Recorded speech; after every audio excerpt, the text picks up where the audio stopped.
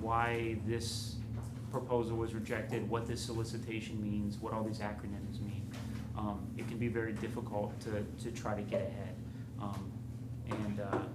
Capital Factory is here to try to, well, and all of our defense partners are here to try to actually streamline that process. So let's get into it.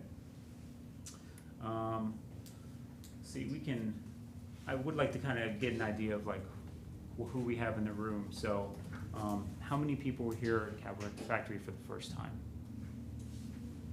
Okay. You mean this one? This Capital Factory, yes. We'll get into that. We do have satellite locations. But yeah, this Capital Factory. What brought you guys here this time? Like that now? What are your interests? Yes, sir. Well, I've been to Dallas. I've been to the new incubator up there at Redbird Mall. Okay. But I'm an old beat-up, tired incubator guy from way back in the day. But specifically, at this point in time, I've got 2 different products that I think may be worthwhile. They're proprietary.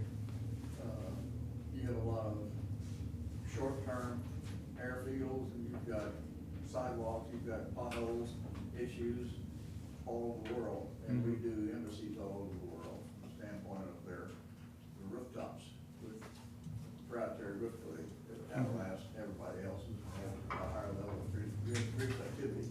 And we also have a pothole filling. Instead of being 2 or 3% polymerized, it's about 40% polymerized, which means water doesn't wash it out. Things that we already do a whole lot of embassy business worldwide, but we don't do anything in the military. Well, that sounds like something absolutely that you could, work on federal and state level contracts with. And it's good to see, we have some people with experience in this space.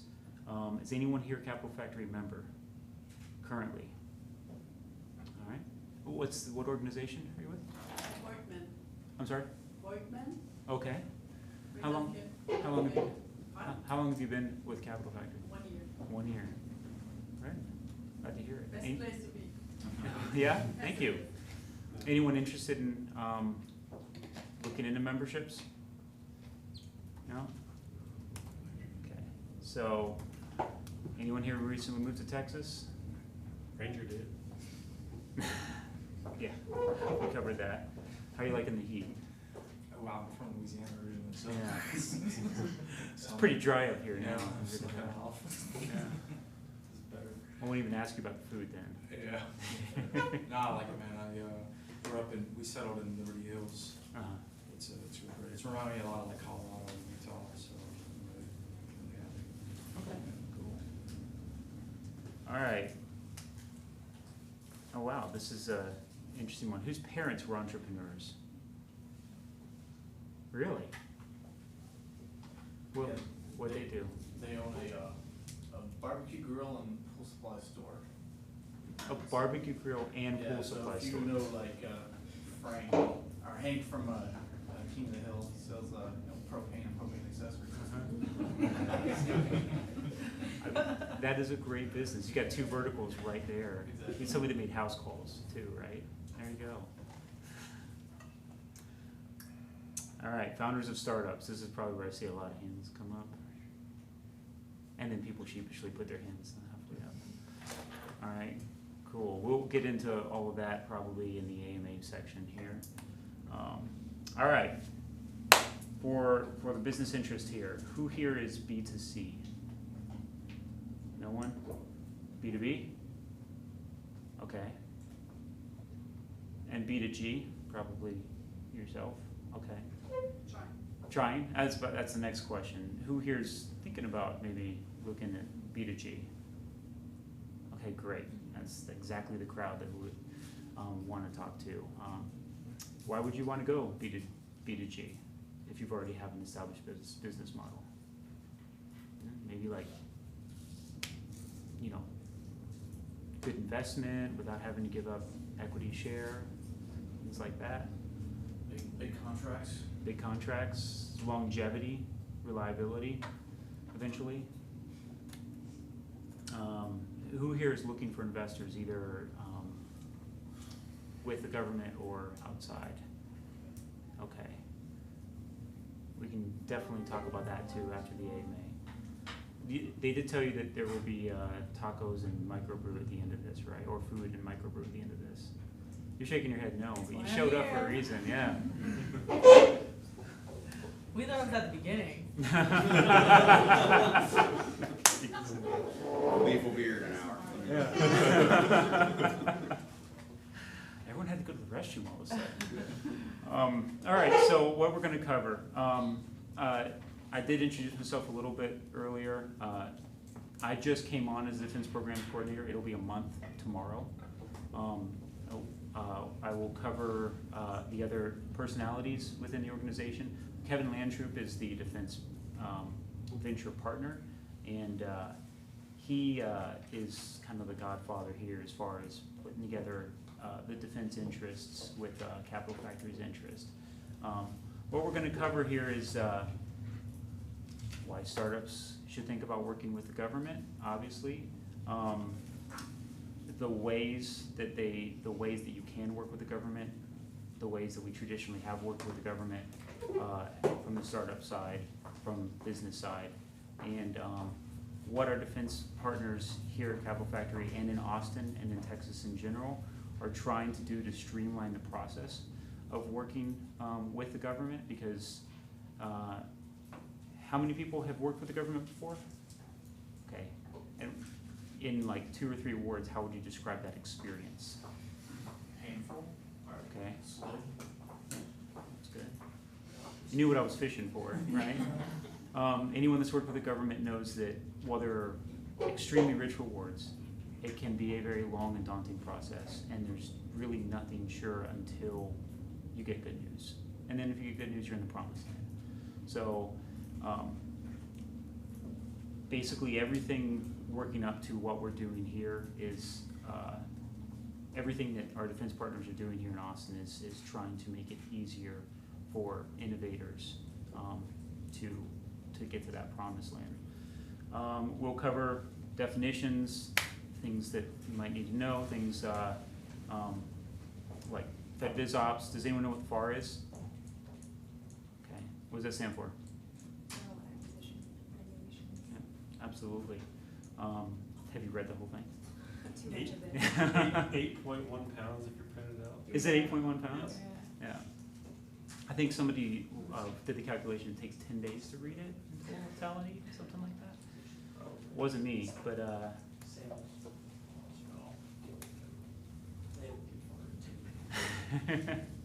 and this is the defense-related AMA. We also have AMAs on fundraising in Texas, ran by our venture associates. We have Intro to Austin Startup Scene AMA on the 2nd Tuesday of the month.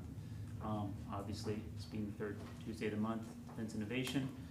And then we have Founder Stories, which is really great. We have mentors from our mentor team come and teach lessons on very broad lessons that go into a lot of granular detail over the course of 2 or 3 hours, and then they host their own AMA afterwards. Usually it's based on particular business verticals. All right, so why did our defense partners choose Texas to build, to base their operation? Why did Army Futures Command choose Texas? Texas has one of the largest military presences in the country, capita.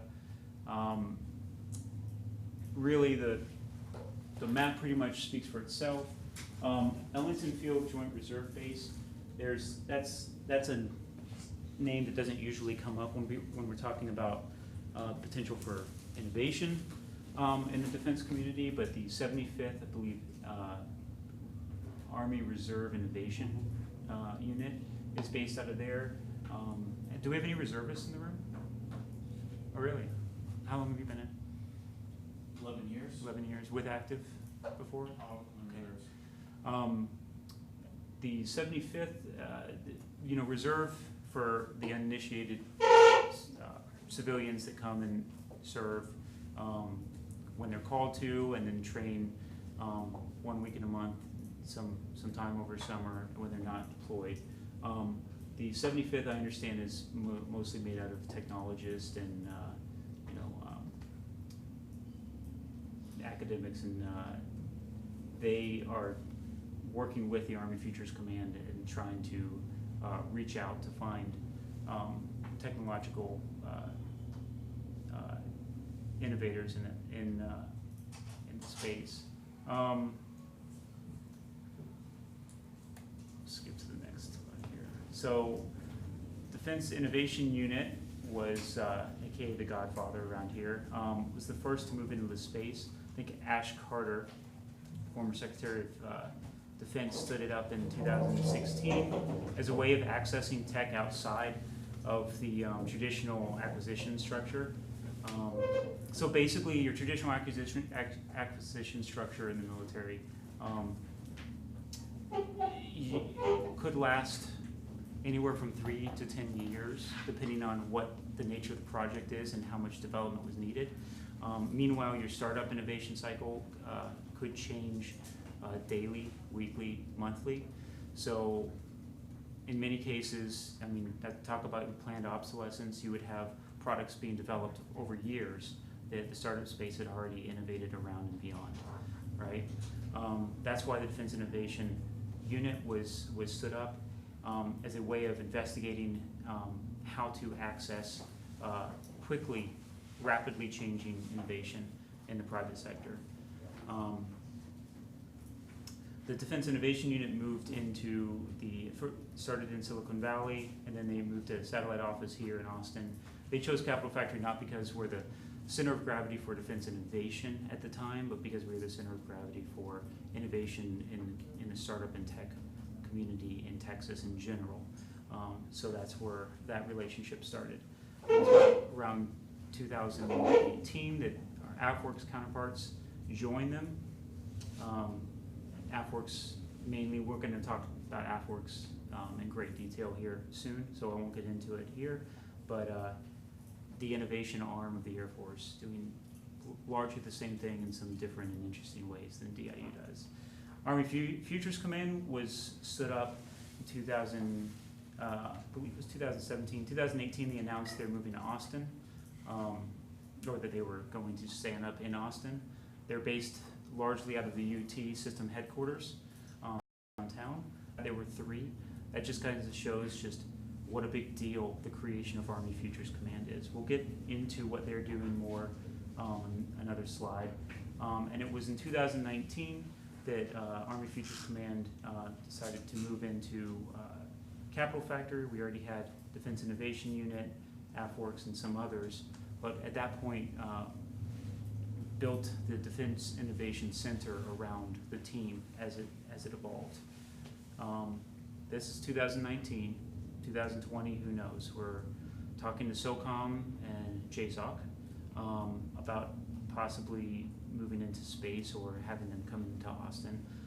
Also some other intelligence agencies, possibly. We already have NGA here. So sky's the limit. We're looking towards 2020, and we still got some space for offices. So Austin, Texas, we talked about how it's the epicenter for defense innovation. Between UT, DIU, Army Futures Command, National Geospatial Intelligence Agency, that's the intelligence agency currently in residency here. AFWorks, got access to Small Business Administration here, General Services Administration, the Army Applications Lab, which we'll get into in the Army Futures Command a little bit later, is the acquisition and enablement arm of Army Futures Command, where the rubber meets the road for the acquisition. If Army Futures Command is the command flagpole, then Acquisitions Lab is where they actually break down each distinctive priority set that comes down from the Army Futures Command and seeks out technologies that can answer solutions within that. To my right here, your left, that's Kevin Landroop. He is the face and the dude in charge at the Defense Innovation Center here. Helena Krusik. She is our venture associate up in Dallas. We covered that we do have satellite offices. We stood up a place in Dallas. We're about to set up one permanently in Houston, and we're thinking about San Antonio. There is a lot of defense innovation going on up into Dallas, specifically in the cybersecurity realm, as in San Antonio. And anyone who has business in Dallas, San Antonio, Houston is invited to reach out to our defense partners or to Capital Factory, either here or in our satellite locations. Really the whole reason, I'm gonna go over this a couple times with different words, but the whole reason we're all here is for you. But the reason defense partners chose to come here is so that they can have access to you, the future innovators in your particular space. We opened up the Center for Defense Innovation February 2019. South by Southwest in 2019, I think we had 30 events that were defense related in South by Southwest. A lot of uniforms came for the event there from all over Air Force and the Army, and a few Navy folks, to see what Austin had to offer in the way of technology and tacos and microbrews.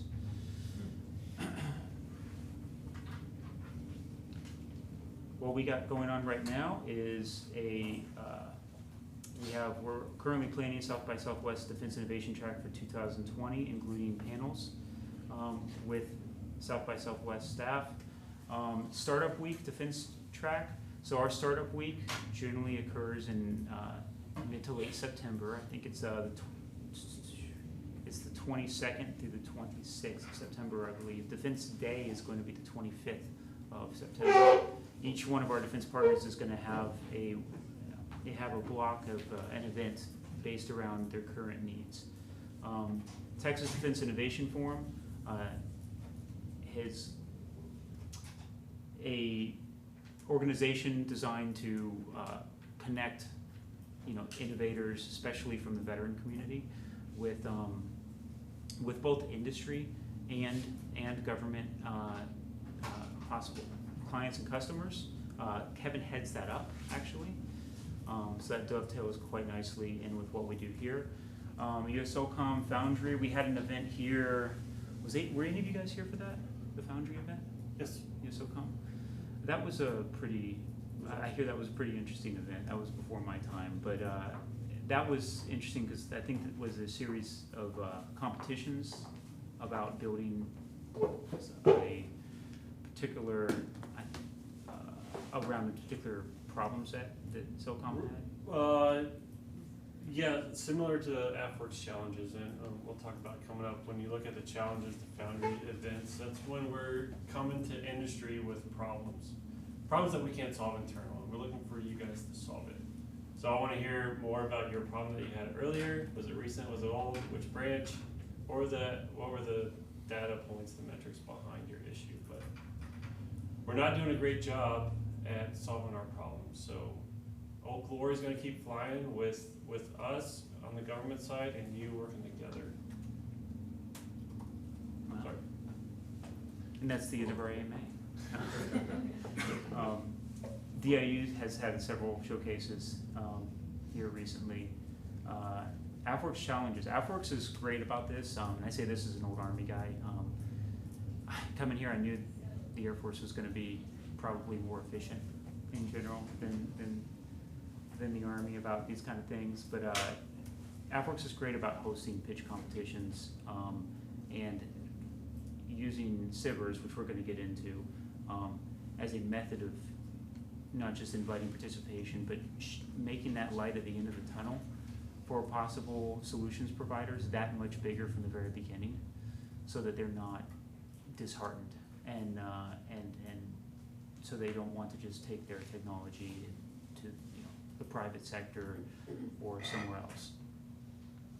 AL events, we've got a major AL event coming up. Oh, there was an AFWorks, the Spark Collider is coming up. Don't want to miss that, right? This opportunity to talk about that. That's going to be a 2-day event. Is that in general open to the public? Obviously, we have we have a discrete, I think there are portions of it that will be, we're still kind of figuring out exactly what we're gonna do, but I think Okay. that there are certain portions that will be. I okay, think they're trying to do a pitch competition as a part of it as well, where there'll be some silver awards there. And okay, then, I think, and then there's gonna be some kind of more networking events where, companies can meet with, Gotcha. problem owners. okay. What is that? Oh, boy, it's next, 15. you got it? What's the date? 14, 15. Of August, Yeah.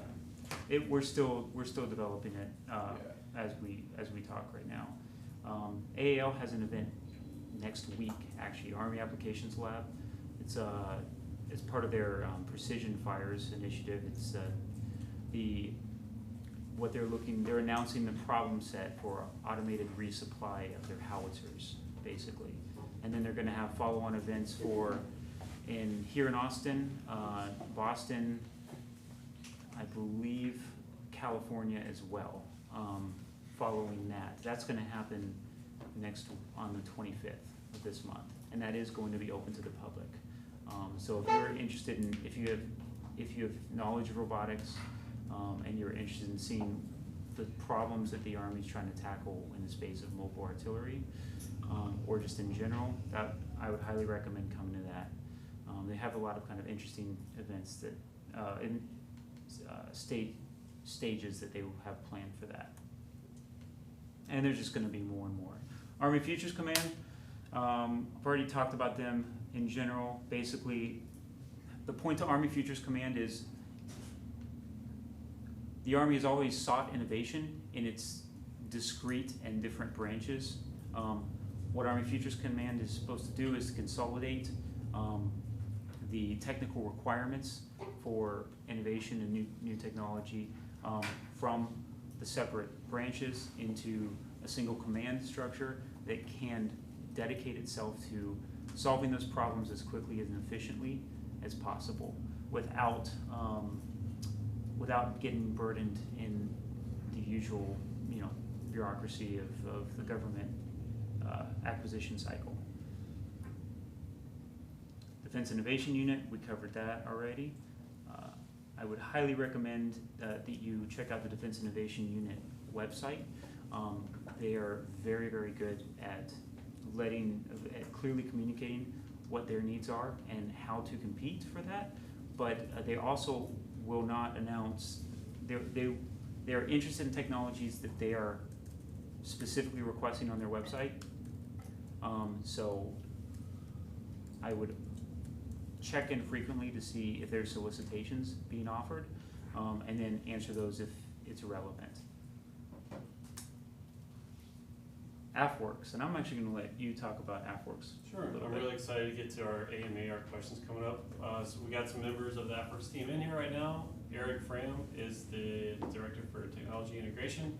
Jen Waters is our Director of Community Outreach, and we got Kyle Paco down there. He's our He's data. everything smart with data. He's our man. And then Josh, the intern. How are you, sir? Yeah, we're the Air Force's innovation arm. That's what we do. Why are we stood up? Because we had leaders in the government saying that we are not doing a good job of keeping up to par with some adversaries that we have out there. If you're going to do business with the government, look at the National Defense Strategy. That'll kind of gauge where our problems are.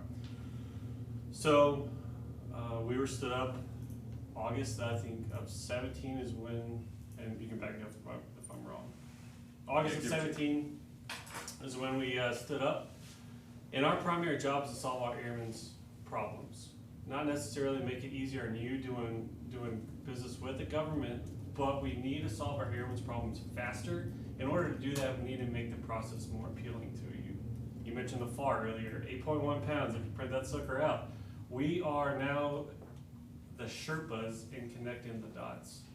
So we don't want you getting bogged down with the process. We don't want our airmen sitting with the problem.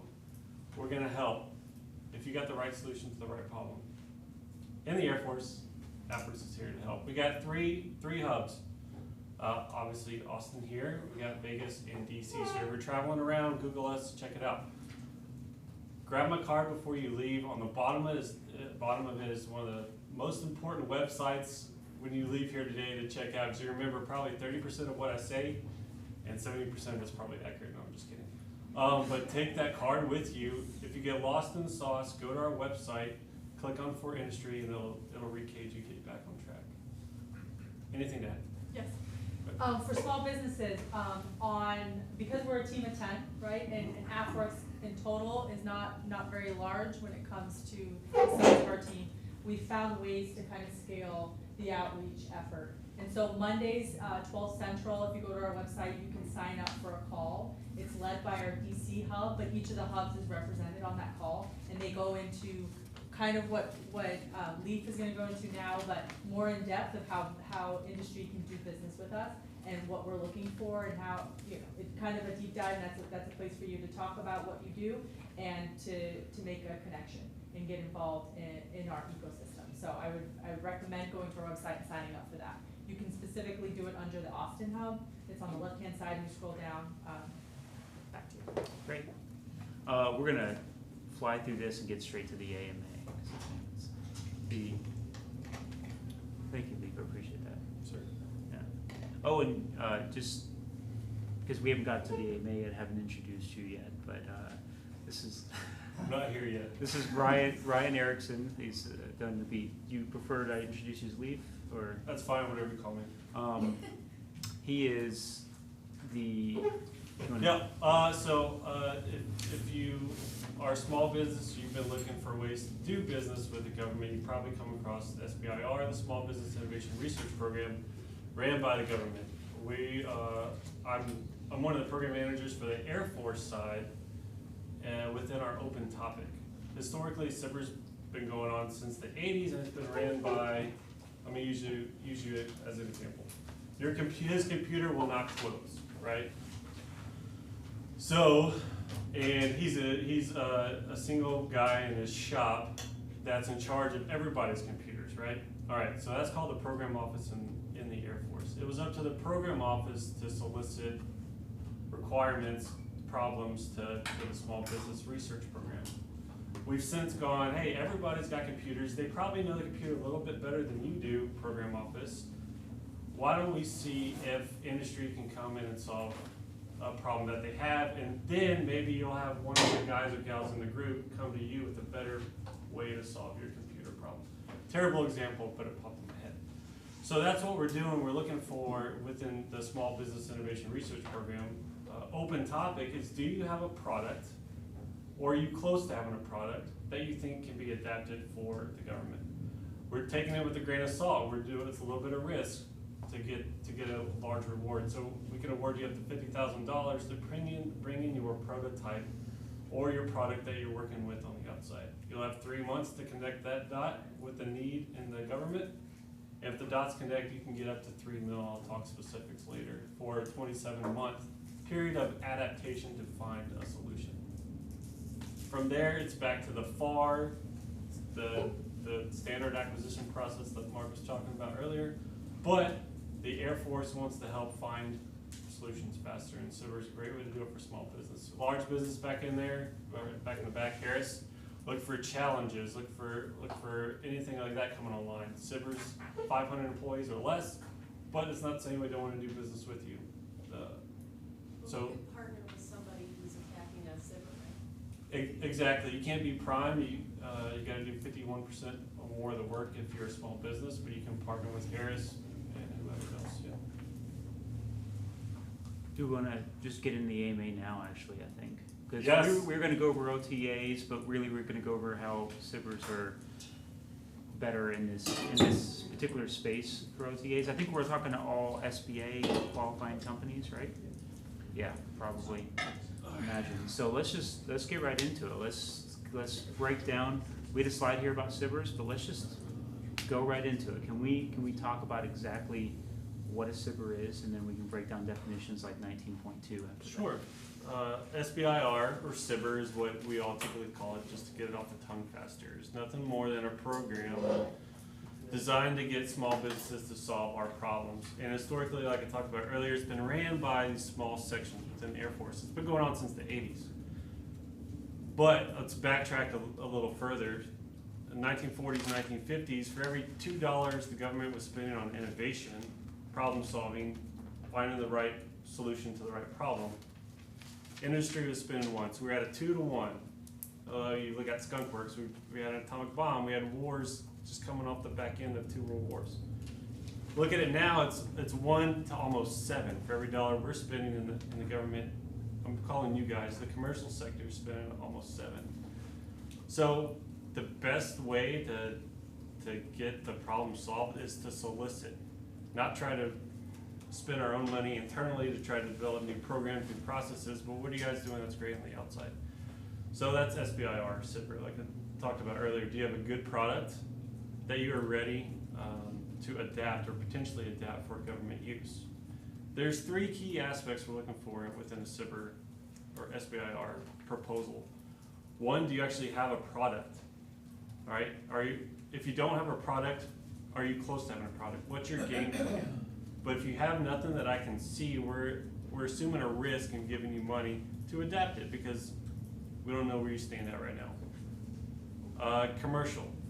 Are you having any sales? The best way for us to see if your product is worth its weight is some type of sales. If you don't have any sales, do you have investment? Do you have a plan? Okay, tracking. So technical, you have a product, you have commercial, and then team. If you look in the broad agency announcement or the BAA for the historical SIVers, there was already a problem set out there.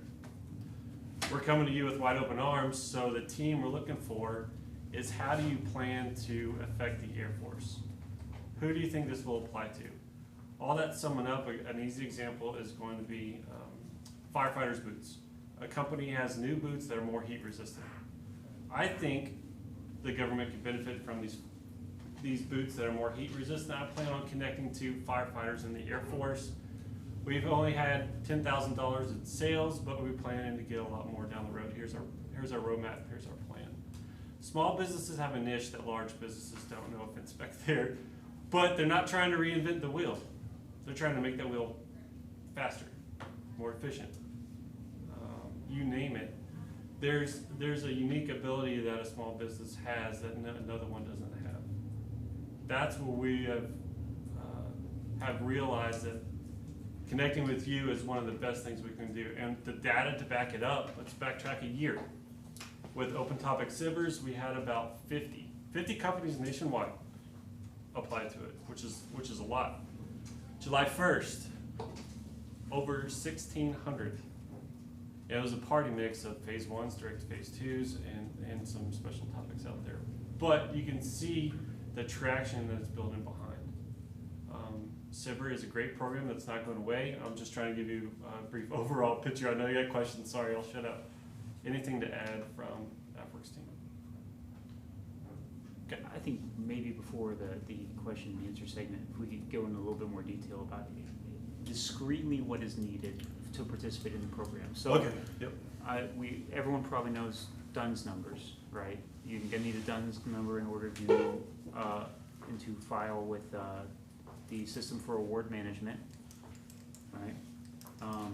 And then that once you're registered with System for Awards Management, you will get a cage code. Do they need these things? Yeah. So for you to do any business with the government, not just SIVR, you have to have cage code, DUNS number, and registered in what's called SAM. Again, like I said, you already forgot 30% of what I just told you, but go to that website, hit for industry, scroll down to SBIR. We made a checklist for you. Did we make it for you to make it easier for you? That was our second order of effect. It's keeping our airmen's problems in mind. That's what we need you guys to not have questions anymore about where to click. Great question. But I know I need to click here, and it tells me it's going to be about a week to get this number back. Okay, click here. It could take up to a month to get that back. All that workload for me is going to take about 4 hours. Great, thanks AFWORKS. Now I know my timeline to get to this next proposal round. Good question. Okay, we'll open up to questions now. Sir? I got one on data. So, I mean, DIU kind of got everybody excited about working with the government because they started out with an interesting challenge to classify things in imagery, and they put out some good data sets. I noticed that you guys have challenges, but there's not contextual data sets. For example, and I don't know if maybe AAL will put up something for the logistics resupply, but is there a data set that shows you, that describes the problem, that shows, you know, what they're using, where they're positioned, how, a notional scenario where they move on the battlefield, or for the Air Force, you know, if you're trying to talk, or sensor fusion or whatever it is, you just can't have a bogus data set. It has to make contextual, fusing information. The sensors have to see the same thing.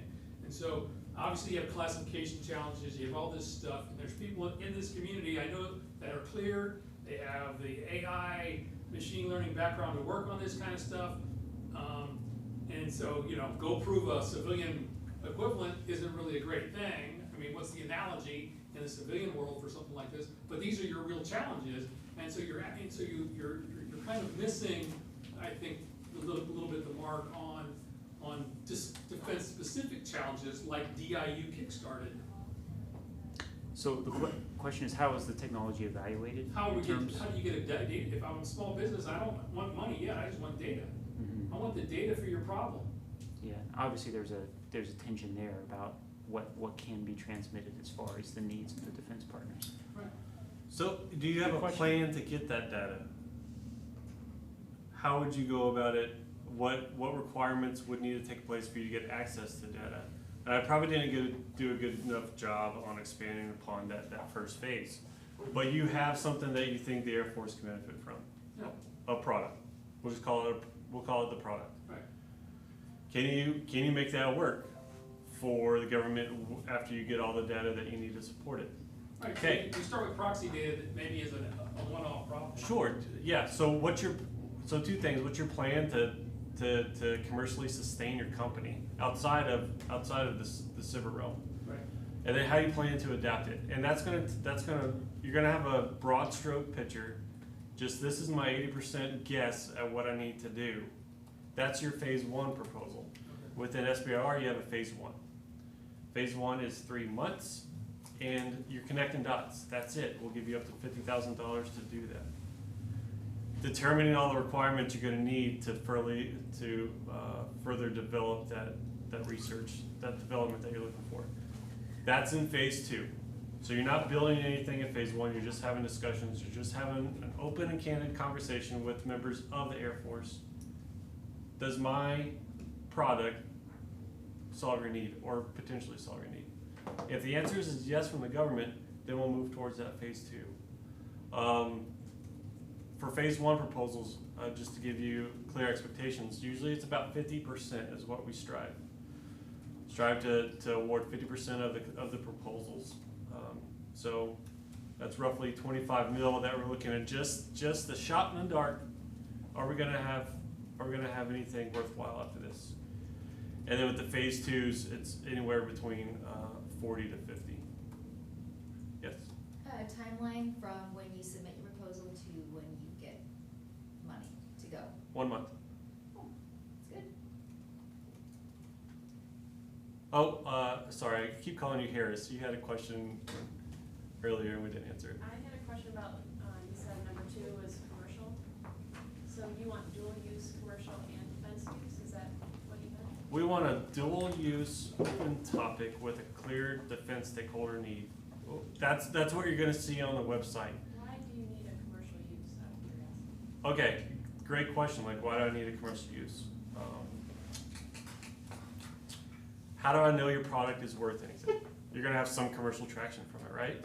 Like, you're not gonna sit on a good idea and not build anything and then be happy with it without getting any sales or investment, whatever have you. I'm not a small business owner, so if I'm misspeaking in those aspects, just feel free to check me there. And then, how is the company, especially with small businesses, the risk we have in giving you money as a small business is, are you gonna be able to sustain your solution?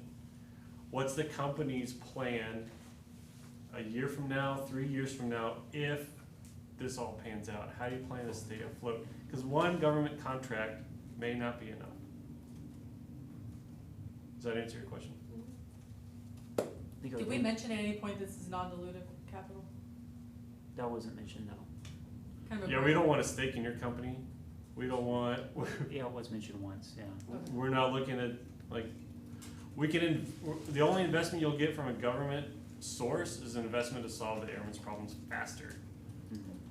That's it, or to sustain it longer. We're not looking to take anything from you. Yeah, on the other side of these pitches and these submissions, you're not looking to give up any equity whatsoever in your company. I don't, if we stress technical, IP issues. IP, you own your IP, we own the data from the product. So you can't release, like you mentioned earlier, like we may be working together with some classified information. And that's fine. We own that information. How you got that, how you're melding everything, that's on you. Security clearances? Yes, Will those be like provided if needed? Or? not a showstopper to start. Let's do this phase one, let's figure out, do we need security clearances for your approach? Sounds like we do, and that's fine. You're going to have what's called an Air Force customer or end user kind of be your Sherpa.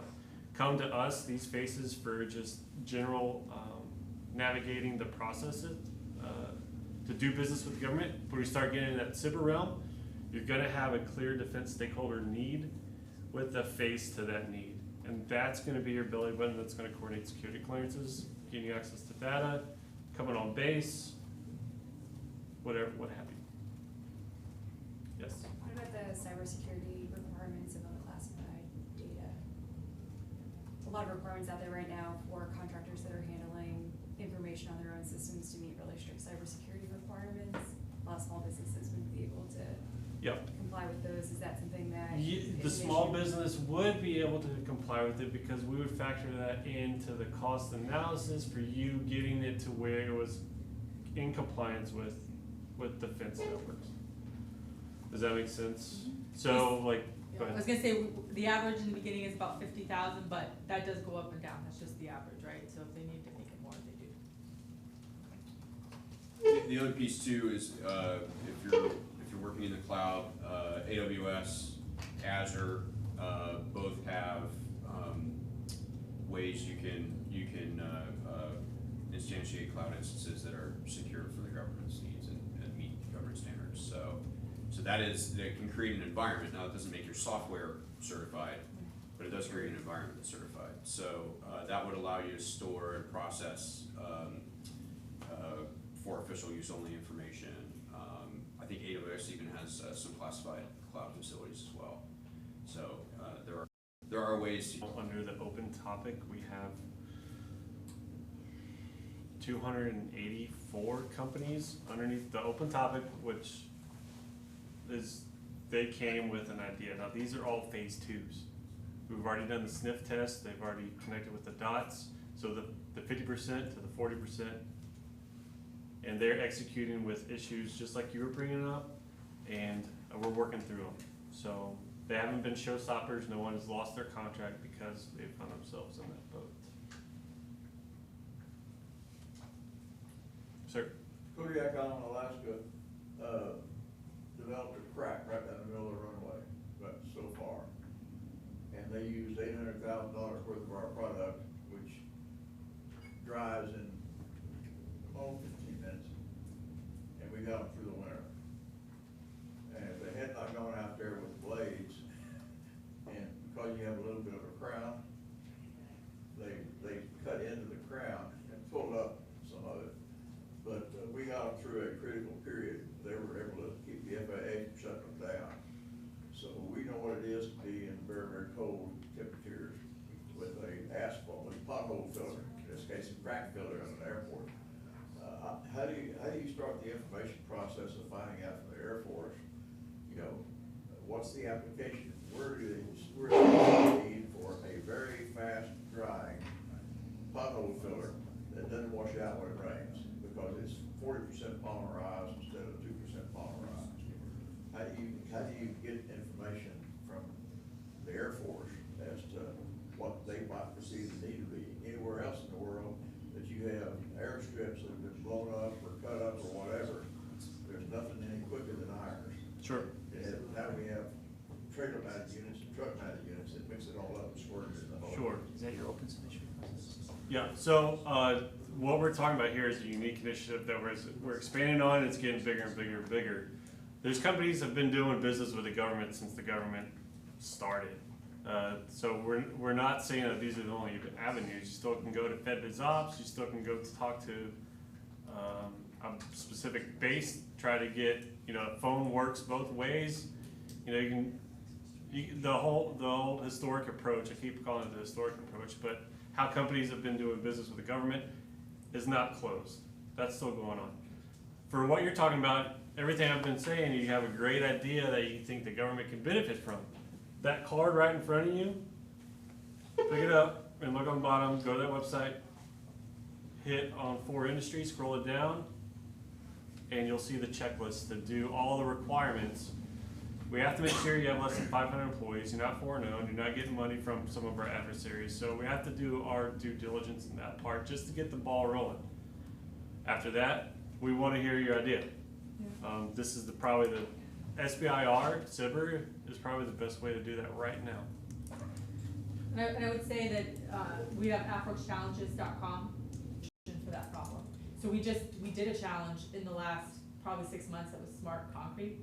So I would just say it's something that we're thinking about. We've done a challenge. I'm not sure if you can go search one called Spigot, so you can see the other submissions, and you can kind of see what's out there. You can make contacts and kind of see what solutions we're looking at. There have been some interesting things that have happened on that website with company A puts up a submission, company B puts up a submission.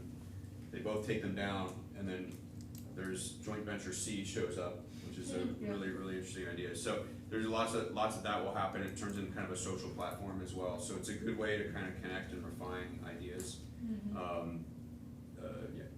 And then the only other plug I would say to that is that we try to write those submissions vague enough that you provide the solution, right? We don't want to come to the table with the problem and the solution. We want you guys to provide that. So even if you think it's one off, I would still submit it. We're still reading it. The whole Afro team are reading all these submissions, so it might be good for something else, or you might just have a solution that's one step removed that we weren't even thinking was a good solution for that problem, right? So I would recommend doing that. It doesn't take a long time to submit. We're trying to make all this really easy, but it would not be a wasted effort if you did. I was going to ask that actually, if there was a historical example you guys cared to share about. I know that one or two cases of somebody within the Air Force identifying a technology and realizing that might fit a solution that the technology, the innovator had not thought of before. Oh boy. If you ask me in about 2 weeks, I'll be able to tell you. Okay. We're about to award one right now. I had a conversation with one person who we had done some work with, and said, "Hey, I think this thing you're building, is this other thing, and you should apply to the CIBR for that." I think that they did that. They were awarded a phase 1. As they got into the phase 1, they discovered that there was not a huge market for the thing that I had suggested, but there was another market for something else, and they pivoted and applied for a phase 2, and I think they're about to get awarded that. That's good. And that's a company out of Capital Factory, as a matter of fact. So that might be the one I was thinking of, actually. what's that? That might be the one I was thinking of. It may well be. So there have been a few of those. I think the big thing is just to think creatively about what your product is or could be, and to view the government not as another vertical, but it's another global marketplace unto itself. I mean, just the size of just the Air Force. Look at some of the market opportunities that companies here are trying to target. The Air Force pumps out more money than a lot of those markets that get venture backing. So if you just look at other ways you can use your product, chances are there is a career field in the military somewhere that's using that product right now, or could use it, and just target it right there. And then I would say, get your foot in the door and then start thinking the alternative uses, just like you do everywhere else. Okay. So Can can we talk about best practices and expectations? Because I think that what you were just mentioning kind of would touch on that from your experience, everyone that's worked with startups. What do startups need to know going into it? What should they expect? Obviously, every single solicitation is different, every submission is different, but what are some things that could help enable somebody to secure phase one and move on to phase two from your historical, experience? You deal with this all the time. Sure, I would say know the risk and address them. And for the government doing business with you, it's how do you plan to actually adapt the product? How are you gonna sustain it? And who's it gonna affect? What's the problem you're gonna solve? We're talking SBIR, SBIR. SBIR is a product, right? You have a product, ideally a product, or you're close to it. If you have a great idea, like we're not closing the doors on that, we're in fact opening another door. It's called STTR, Small Business Tech Transfer Research Program, where you can partner with the university, same amount of money, we'll throw $50,000 towards you to start getting the wheels turning towards a prototype.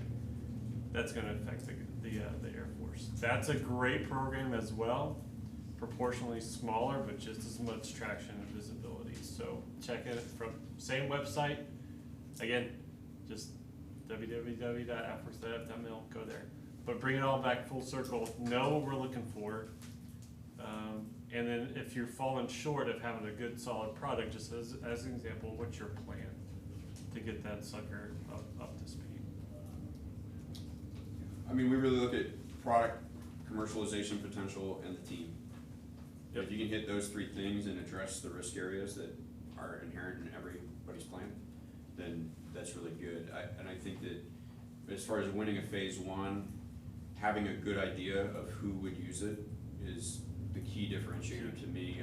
I see it most often as I'm evaluating the ones that get a low score on the product side are folks that are essentially trying to do BD at government expense, and that is not something that's gonna work. So more, hey, the firefighter boots, I'm gonna sell it to firefighters, here are 3 units I'm gonna contact, and I already talked to this one person. I'm only sitting there saying, well, what have you done on your own? Because the phone call's free. So, how have you reached out already? And really the ideal case is somebody who really already has an end user in direct mind. They're just gonna, refine the plan and move out. So 20 pages, 10. Good question. So with open topic, again, not trying to make it easier for you guys, but trying to make it more appealing. It's 5-page tech volume is what we're looking for, in addition to a 15-page slide deck. That's pretty much it. You can look at the examples, everything Eric was talking about, like hit those 3 areas is really what you need in your tech volume, and then throw in some good pagers, a couple good pictures, and a couple bullets. That's really it. I like to say you're 3 Red Bulls away from having a completed application. It'll take you about a day. That's true. To get it done. So. Nice. Sir.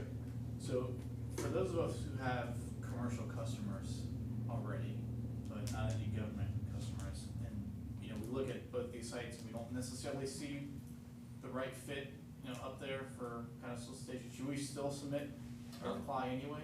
Yeah, oh, absolutely. The challenge is that's where Harris can come in. They can go direct and get a contract. Open to everybody. With SBIR, small business, it's like I said, it's for small businesses only.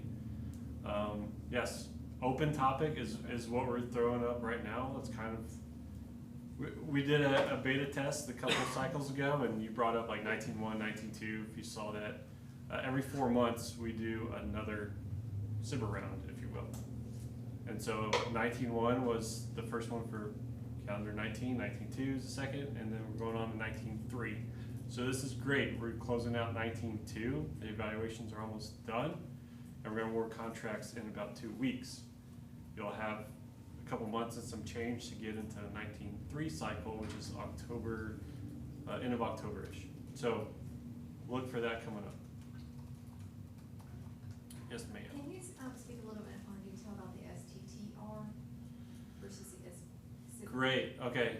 Think of everything. 3 avenues for small business to go direct with the government with their idea. STTR, SBIR, and then SBIR kind of called phase 2, which is what Eric was talking to earlier. I have an idea, that's STTR, Small Business Tech Transfer. I have a product, Sibber. I am ready to test. I got a government end user, a clear Air Force stakeholder says thumbs up, someone's ready to purchase this on the back end. That's your direct to phase 2 route. So if you have a great idea that you think the government can benefit from, STTR is the process. And the STTR is, you're recommended to partner with academia. That's one of the requirements. You need to be partnered with a university to get your prototype built. Nonprofit. Go ahead. Or nonprofit. Or nonprofit. Okay. Someone, thank you. What if you can build the prototype yourself? Then you have a product and go with Sibber. Do, okay, actually, we'll take, The Questions? STTR, any university partnership, it doesn't have to be existing? Josh, take that. You have to have an official letter from the university that say you're working with it, because when they grant the money, 30% has to go to the university, whether that's for services, lab space. So STTR specifically aimed at university groups that have branched out with research and made it into a company. So it's not just for that, but that was one of the main aims. also, we didn't cover, but NSIN, National Security Innovation Network, they do the same thing that Defense Innovation Unit does, but more from the academic angle, working more with universities, typically much like this program here. So that if you already have that angle, then I would recommend you look up the National Security Innovation Network website, formerly known as MD5. And they also have solicitations based around university, Research One universities and R&D from that side. I had one question for you. As a guy that formerly sold state federal contracts through FedBizOps and through SAM and things like that, do small business set-asides, specifically minority woman-owned, hub-zone, do any of those mean anything within the, I know traditionally those mean a lot, right? But within the infrastructure that you guys have developed, what do those mean, if anything? Any sort of those caveats, if a company is neck and neck with another one, we will factor those in. For the majority of the time, we haven't even seen that been an issue to where a company had the same product as another one and they were competing. But we do see that as visible, but it has yet to be a factor. But if it was, obviously we would take that into consideration in accordance with the FAR. Okay. And we pump out a number of traditional contracts through FBO as well. Gotcha. And those, all the set-asides are still active. Okay, yes. Yes, sir. Is the fact that we've been doing embassy roofs all over the world, is that gonna be a significant factor if we come to the military wanting to do their rooftop coatings worldwide? So you're demonstrating good commercialization. Yeah, That's good. we've done a lot of embassies, but I don't know if we've ever touched the military. Well, submit a phase 1, 3 Red Bulls. You go all of It's these up to five you. different- Phase 2. We should, Don't Right. quote us on that. write down those contacts, write down those contacts, yeah. That's longevity when it's working with the government. That shows that you are able to, you're willing and able to complete the necessary requirements to fulfill a long-term contract, which is huge for traditional within FedBizOps and SAM. That is the #1 thing that they'll look for. In many cases, the government is willing to pay a little bit more to know that they are going to get the service that they're contracting reliably. Again, I'm talking about, that's the traditional zone, right? And we're not about the traditional zone here, but I do think that, like you said, that speaks to commercialization, and I would write it from the standpoint of, we have fulfilled these contracts, and here are the POCs, the L&Os on the military side for that. Yeah. Yes? How long do people typically stay in the SBIR program? Part of the reason that I'm asking is how long does a company have until they're forced to go into the traditional world of contracting because they've kind of run out of the runway in SBIR? The overall intent for SBIR is to find a solution. So after, let's just call it best case, after 15 months of R&D, you have enough data, you have enough testing to give us give us a product that's labeled and packaged. From there, it's the standard acquisition process to get that funded throughout the masses. So the restrictions we're imposing now is with SBIR companies or SBIR companies have one current phase 2 at a time. You can have concurrent or sequential, but no concurrent. I don't know if I said that right.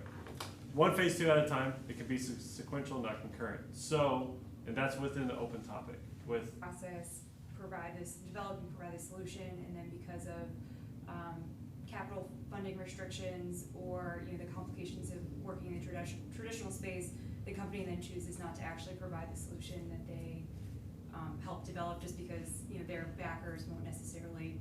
what we call the valley of death, trying to get your solution funded, because we're on a 2-year POM cycle. POM, I don't know what POM stands for. Eric probably does, but if we don't factor that in 2 years out, then it's not postured to hit the go button with the funding that Congress approves. What we're doing now to fix that on our part is educating the companies that are in that cohort and the Air Force stakeholders. We don't let the process be a process where your Sherpas week in and week out, should you find yourself with a phase 1 contract. Coaching you and the government stakeholder on how to prevent that from happening. So when you're starting your R&D process, you're letting the program office know, the guy that used to be the key holder to the problems in the Air Force, letting him or her know that you need to start looking at this because it's really a viable option. Anything to expand on the whole technology integration. Yeah. In terms of runway, so we've talked a little bit about phase 2, 750K. There's some matching funds we haven't addressed, but it's a pretty complex program, but all the information on the website. So you can have a lot of runway out of a phase 2, but it's generally speaking limited to 18 months. Then there's a phase 3, which is a different pot of money.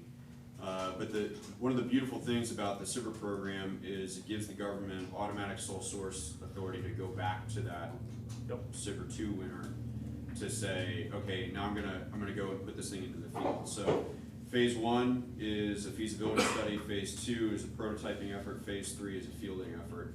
And the phase 3 can be an unlimited value, unlimited duration. And that's where you can build some super complex system that's going to be around for 30 years, and there's a whole sustainment tail and all that. So that's the real gold mine. I mean, a phase 1 is certainly not going to make or break a company. A phase 2 might help it survive for another year or so, but it's not going to be the company's bread and butter. But a phase 3 for something big could be gigantic. So that's the real runway. But so long as you are eligible at the moment you get awarded a phase 1, I believe you can continue on as a phase 2. We haven't had anybody who was like at 497 employees and hired 3 people over 3 months. And now I haven't come across that limit, but I think once you're in, and you can keep going. So. I think I saw a question in the back there. Are SBIRs posted on BizOps? There's a link to it. I think everything has to go through FBO. So there is a link to it, but it's the SBIR website. SBIR.gov, I think. So I'd have to track separately. So what for 19.3 with the Air Force, what we're doing is bringing that internal. Right now we post FedBizOps, DoD, SBIR. Whatever the long website is, right? We want to find a faster way. We saw a lot of hiccups with it. We were 2 weeks delayed on our last cycle because of website issues. So we are bringing that internal. If you see an Air Force open topic SBIR program, we're no longer going through the DoD website. It'll be internal to the Air Force. But you'll see it on our link. We say link like our website? On our website. You can reach out to So us. I think We're a full-time entity here. You can just. So everything above 25 grand has to be posted to FBO.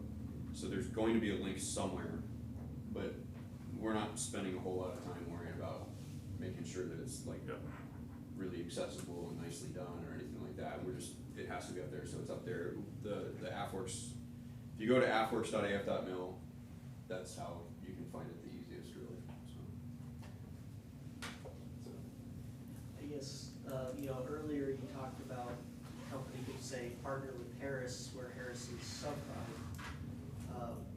Is there a formal?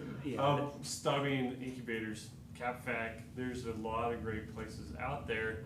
I think I can help out with this too. Go ahead. Yeah, I think the vehicle is whatever vehicle you drive right now is at least one very, very strong example of a company that provides services to the Navy. As a former Annapolis grad, Naval Postgraduate School grad. Specifically, he decided to go in as a secondary provider under a current contractor for the very specific purposes of what the service they were providing, and has been very successful with it. Now, he reached out to the Navy to make sure that there was a use for their specific solution, but then he went and he talked to the current contract providers, and that was entirely a conversation between him and the contract providers. You're going to be hard pressed to find a government, somebody entrusted with taxpayers' funds that wants to have or connect that relationship for you, because it's just the vagaries of government contracting. Impressions are everything, and so generally that's up to you to make those connections. But the capital factory helps with that. We can help with that as far as within our innovation council, absolutely. And we can talk about that when we're having our micro. I would consider those a veil between those two ventures until maybe somebody comes to you and says, hey, we noticed this contract, somebody on the commercial side, and we're interested in subcontracting you for this. That would be a decision for you and your board at that point. Let's definitely talk over a beer. Okay. Question over there? Sorry. You mentioned your criteria for assessment when submittals are submitted.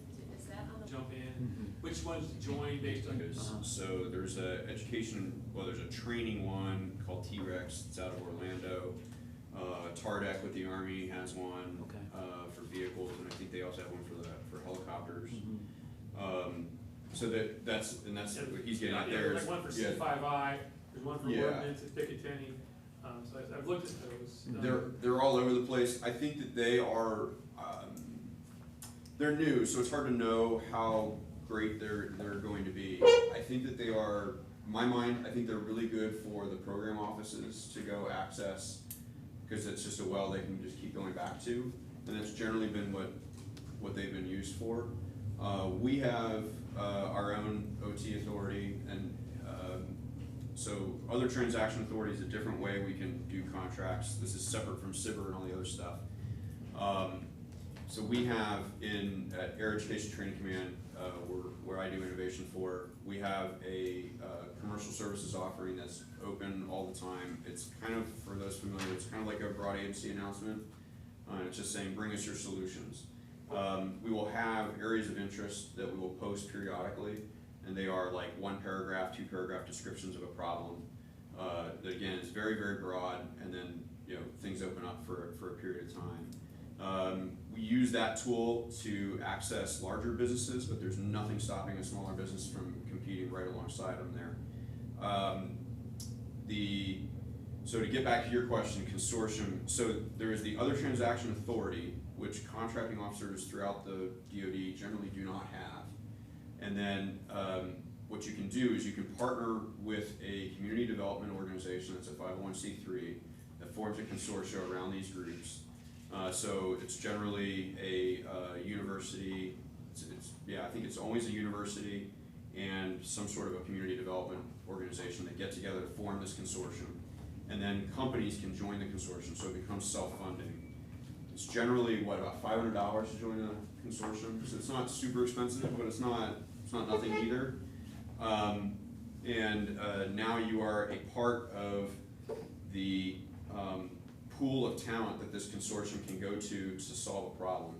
So then a program office can come along, or really anybody can come along, a big business, anybody could come along and just say, all right, here's a problem I have related to training or fixed wing aircraft or C5I or any of these sorts of things. And the consortium will look at its pool of talent and say, okay, how would you all solve this? And you have in there basically now the consortium is under contract with the government to provide this solution, and there's a smaller, faster, more responsive competition pool that you, by virtue of being a member of that consortium, are kind of, you're a part of it and everybody else is outside of it. So my criticism, as not really criticism, it's a hard word, but from the government perspective, I want a super broad, very, very open competition. The consortiums provide a smaller version of that. So there's no tool that's perfect here. SIBR is not perfect for my uses in every case. It's very useful for a lot of things. The consortiums give me a faster way to get to a solution, but it's from a narrow. We also, through the challenges, are able to kind of instantiate something that's very similar to that consortium approach through a different thing, partnership intermediary agreement, which is all behind the curtain for you guys, the way that we make this, that we do this inside the law, and how we get the authority to do these challenges. So we kind of get to a consortium-like capability through the challenge. There are other people who are making great use of consortiums. It's just not us in this office. Okay, thank you. Yeah. In court, consortiums might actually be a good way to find, Yes. somebody else in the space you were looking for. Well, I was gonna make a comment, and you might know more about it, but I have a friend he's with a big defense contractor.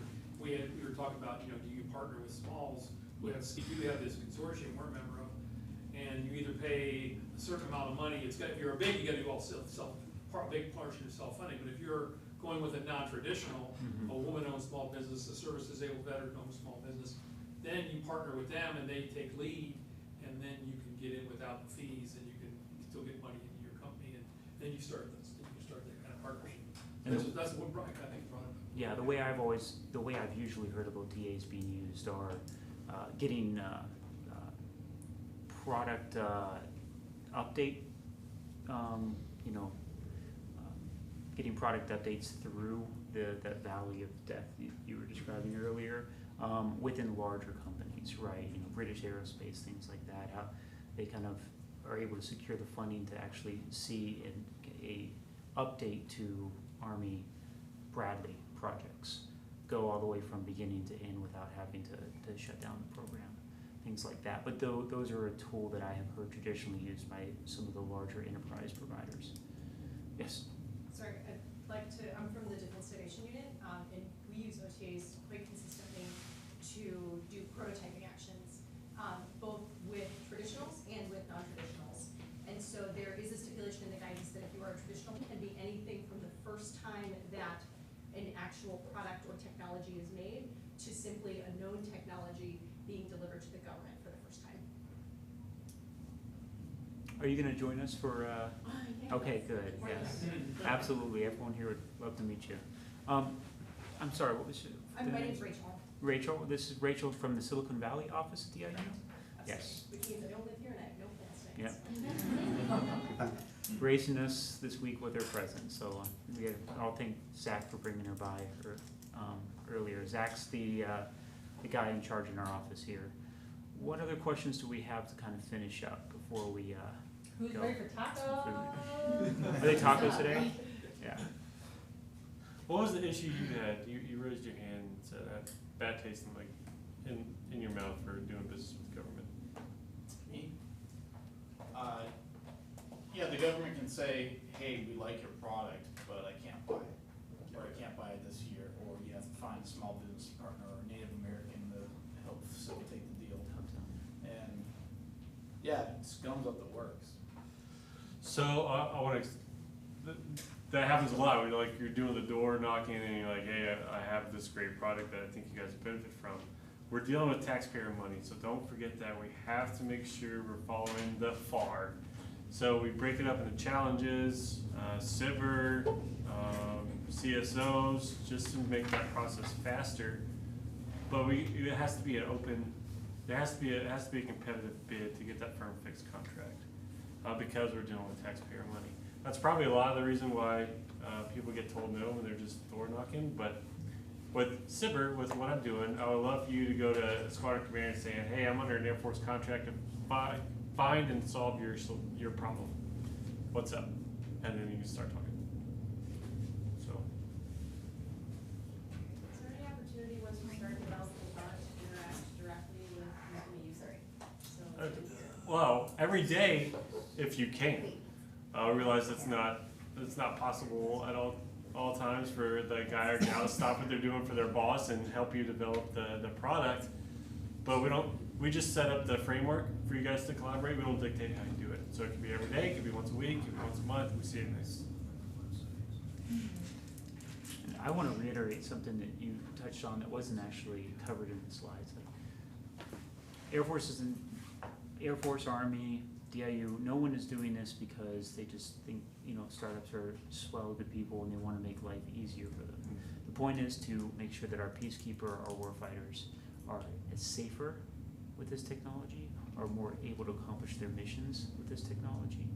And the worst thing that could happen is this process scaring away somebody with one solution that could make life easier or safer for our warfighters, overseas, domestically, or can we talk about the Air Force Training Initiative? That's actually one thing I wanted to cover before we disbanded here, was like, what is it specifically? What spaces are you guys looking into going into Q4 in 2020? Like, what are the technologies, the feeder technologies that you're interested in? What are the things that will help your warfighters in the future? We're always looking for process, I want to say like data analysis, but Kyle could probably speak better. Like, how do we keep up with what all these beeps and squeaks, these ones and zeros going on? How do we make that easily to understand? We don't have a bunch of Kyles in the Air Force, so if we did, we wouldn't need a different system, I guess, to kind of get all that. So data analytics is huge. Look at the space fight. You see it on the news. Anything to do with space. We're trying to train our airmen faster, quicker, be more efficient. Anything with training. Those are going to be around for a while. Anything else to throw in there, Eric, Jen? Sorry, I'm trying to find, apparently that website is down right now. Yeah. What, our website? Yeah, the Cyber Defense. Not AFWORKS, but if you Oh. go like to defensebusiness.org. Cyber. It's like only DARPA topics are up there right now. Oh, really? Okay. Okay. I'll try later.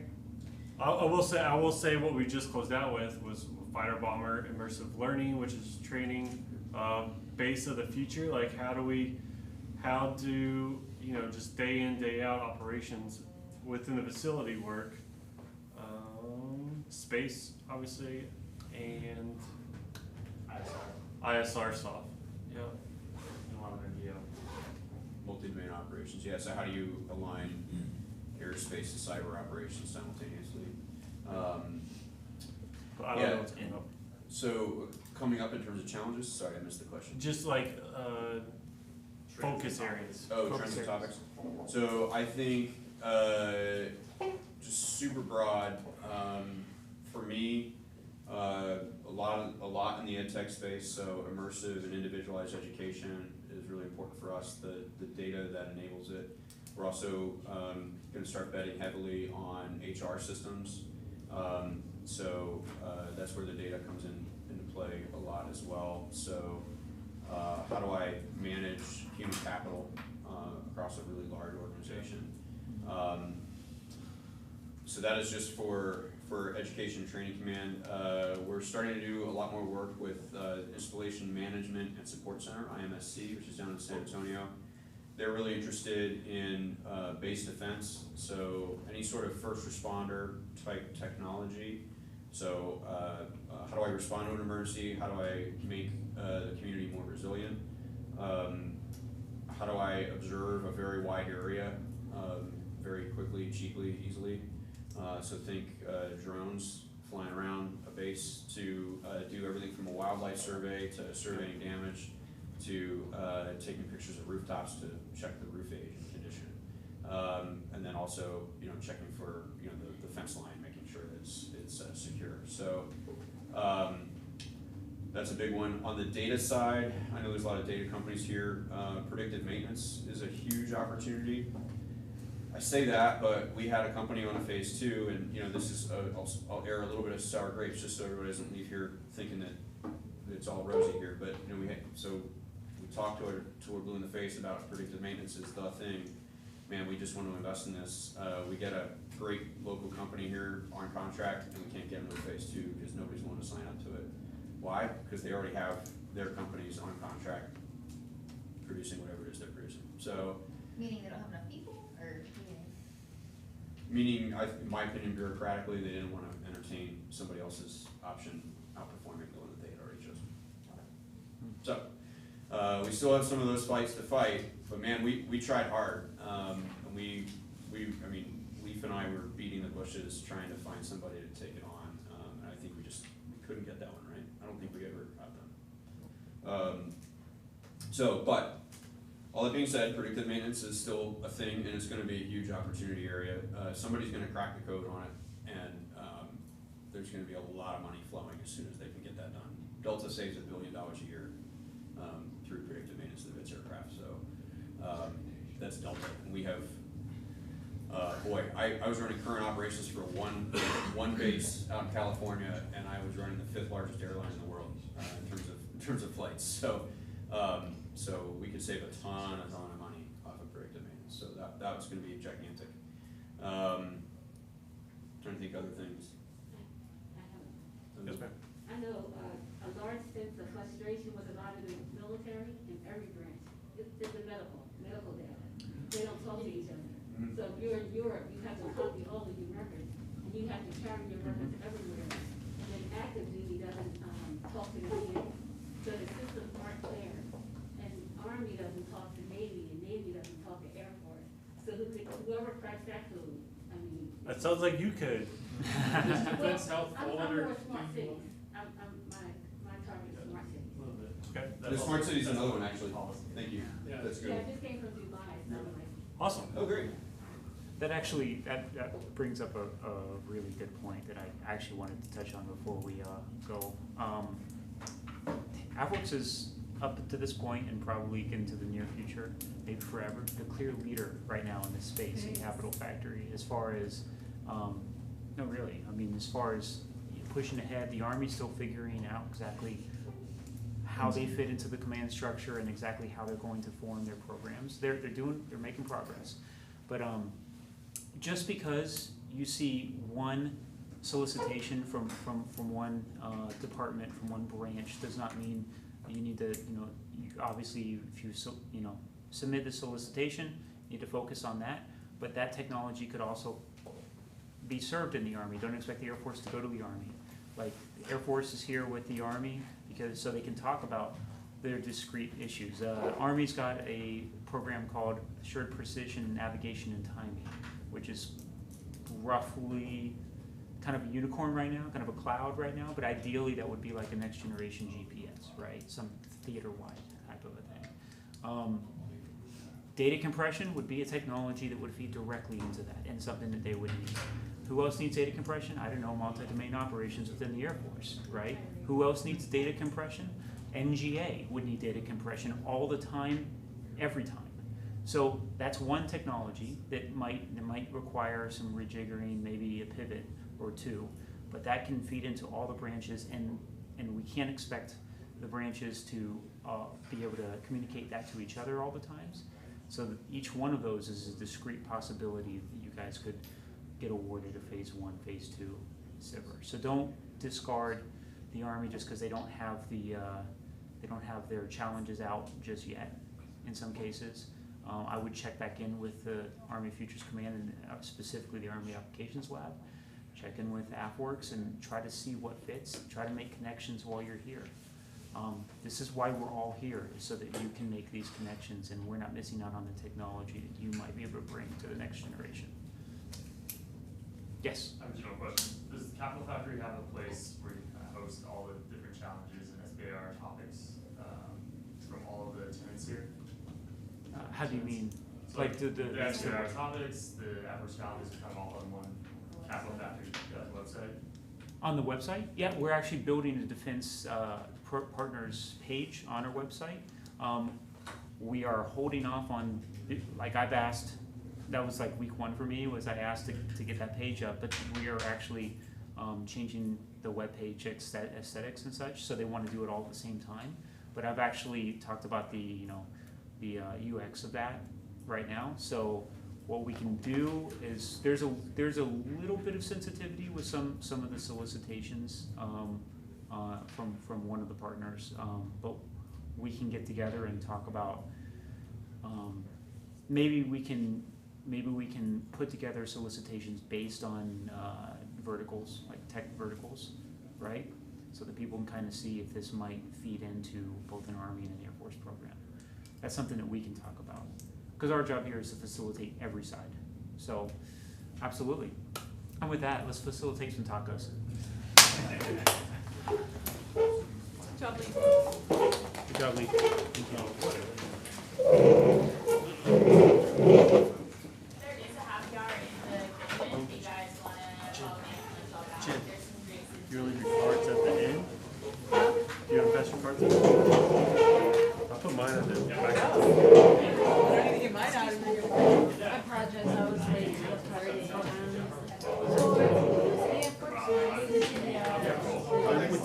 Copy very nice. Pick me up. He's having them right here. Oh, right now? Yeah. Thank you. It was fun. No, thank you. Oh, hi. Another large in the room, not That's just awesome. Eric, so. Thank you. Thank you. How are you? Good. We'll see you at tacos. Kevin